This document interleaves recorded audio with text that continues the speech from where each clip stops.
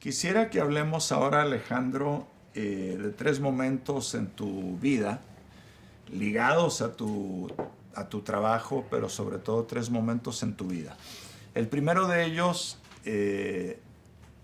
tu trabajo durante el gobierno de Salvador Allende y la Unidad Popular. Tú empiezas trabajando en el gabinete del entonces ministro de Economía, Pedro Buscovich. Correcto. Cuéntanos. En ese gabinete había un equipo de asesores y obviamente Buscovich se había enfrentado a la salida producto del desastre que su política había producido en materia de desabastecimiento y presiones inflacionarias, y es reemplazado por Carlos Matus, que mantiene, digamos, este gabinete. Y dentro del gabinete me tocan a mí, digamos, ver algunos de los problemas que estaban surgiendo en todas partes, problemas de abastecimiento.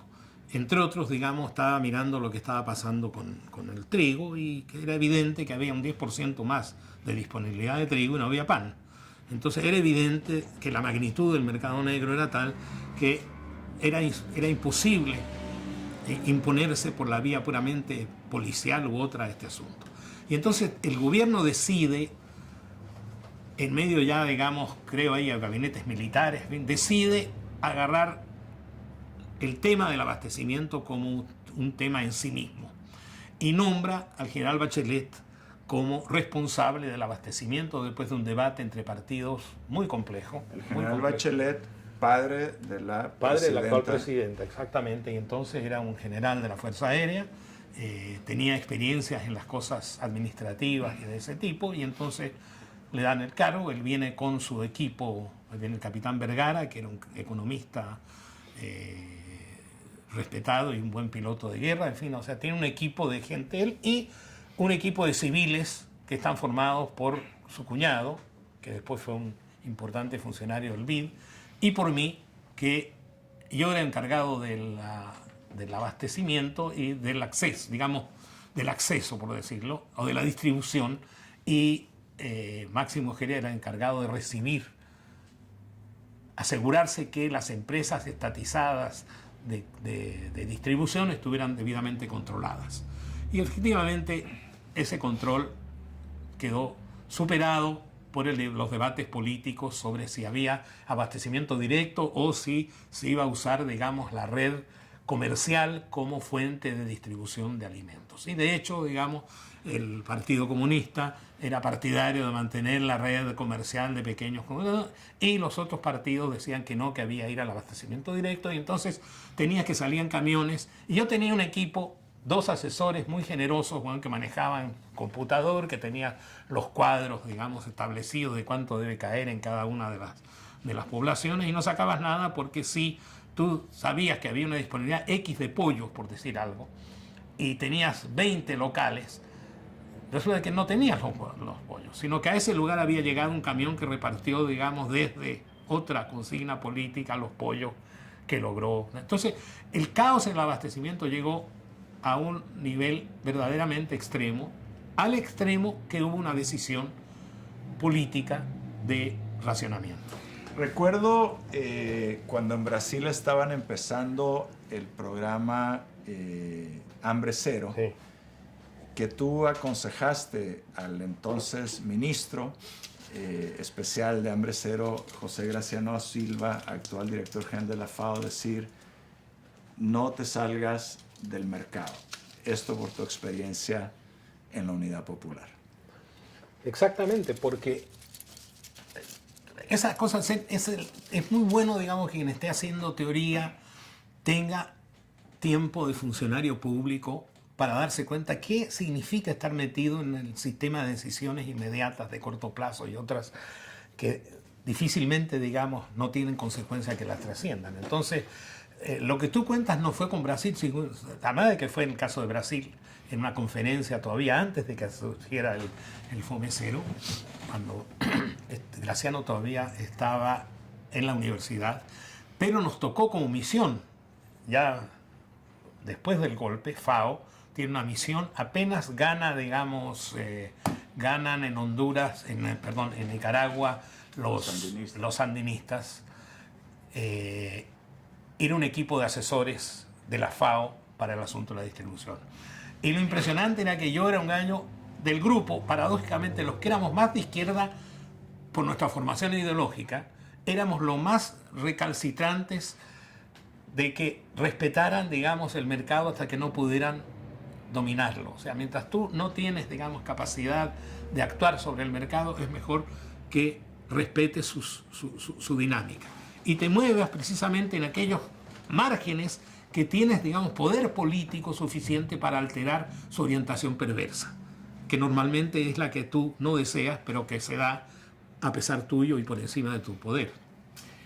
Otro momento de tu carrera es en CEPAL, en la unidad agrícola en CEPAL.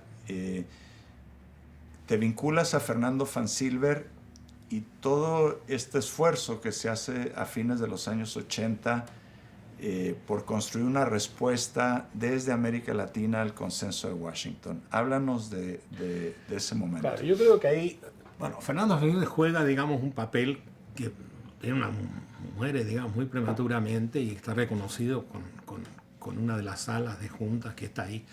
Porque Fernando Fansilver lo que hace, a partir de su trabajo clásico, digamos, que es el casillero vacío y la caja negra y el casillero vacío, la caja negra de la tecnología, el casillero vacío sobre la capacidad de los países de hacer crecimiento con distribución, y muestra claramente, digamos, de que América Latina es un casillero vacío de países. Hay algunos que lograron crecimiento, otros que lograron distribuir bien, pero no había nadie, y muestra, digamos, que el casillero lleno está hecho por el mundo más heterogéneo de países. Entonces, primera, digamos, constatación es que la receta institucional del que llamaron después como Washington Consensus, entonces todavía no ha sido bautizado como tal, pero lo que era entonces el Washington Consensus, que era la consigna neoliberal, digamos, que estaba cubriendo el mundo desde Thatcher y Reagan, aparece, digamos, este documento que muestra punto por punto, primero, que la institucionalidad es muy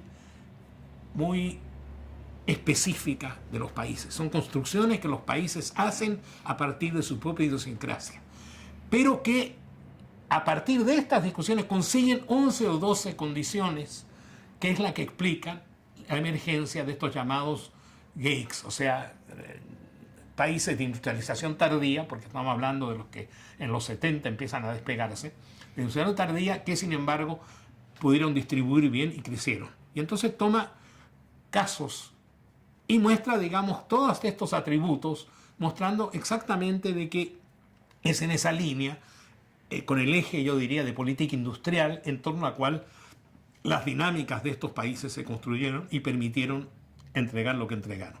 Tanto es así que a la muerte de Fernando, en el Congreso hay una celebración, digamos, un homenaje a él, muy sorprendente, porque su homenaje viene desde todos los corrientes políticos, desde la derecha, el centro, la izquierda, todos, digamos, pero nadie percibiendo de que lo que tenían era el primer manifiesto más contundente contra el neoliberalismo que emerge, digamos, en América Latina.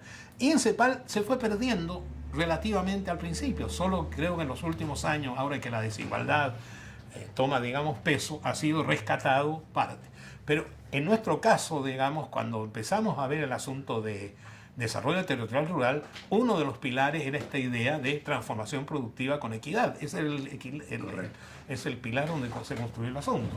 Entonces de ahí viene, digamos, el peso de Fansilver. Ahora, Fernando miraba a mi cosa agraria con mucho desprecio, pero yo sí le metí el contrabando de decirle que en esos países además habían estructuras agrarias homogéneas. Y esas estructuras homogéneas fueron muy decisivas para que la naturaleza de la industrialización fuera la que fue y no del tipo de industrialización trunca, como decía Fernando, y por lo tanto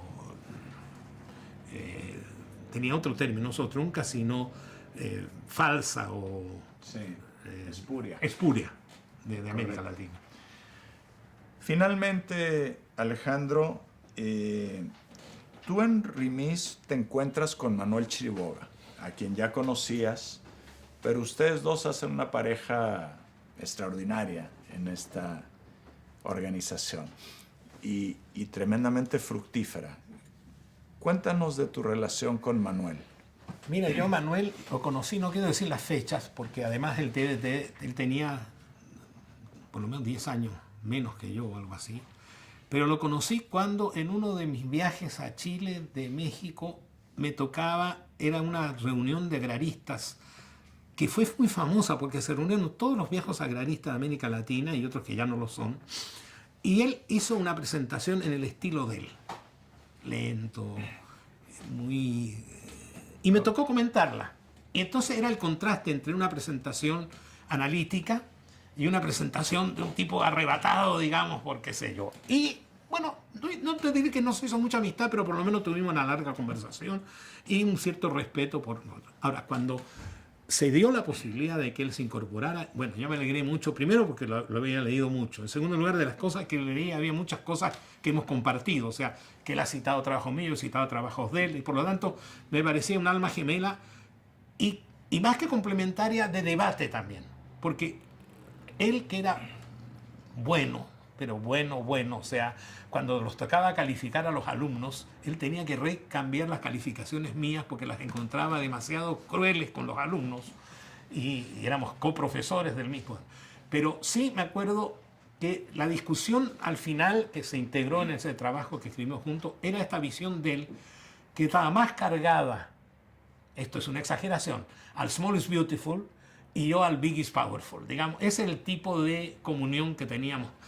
Pero la sabiduría de él sobre esta manera lenta pero sustantiva de poner sus argumentos, llegó un momento que le dije, bueno, weón, tú eres como mi hermano mayor en todas estas cosas. O sea, siempre tienes una salida a un dilema como el que vivimos nosotros acá, por ejemplo, sin entrar en detalles, pero a un dilema que enfrentaba esta institución y que no sabías cómo sacarlo. Y entonces él muy fácilmente dijo, mira, yo creo que tal cosa.